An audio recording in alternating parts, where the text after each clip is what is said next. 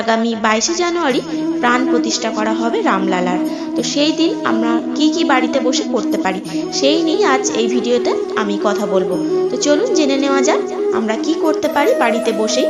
রাম মন্দির উদ্বোধনের দিন বাড়িতে জ্বালান প্রদীপ, মা লক্ষ্মীর আশীর্বাদ থাকবে সংসারে। অযোধ্যায় রাম মন্দির উদ্বোধনের শেষ মুহূর্তে প্রস্তুতি চলছে।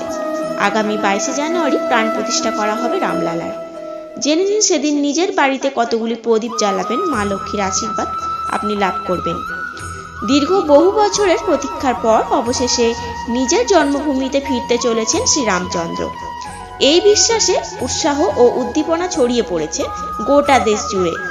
আর মাত্র কয়েক দিনের অপেক্ষা, তারপরই আগামী 22শে জানুয়ারি 2024 অর্থাৎ সোমবার উদ্বোধন করা হবে অযোধ্যায় নবনির্মিত রাম মন্দিরের। সেই দিনেই মন্দিরের গর্ভগৃহে প্রাণ প্রতিষ্ঠা করা হবে।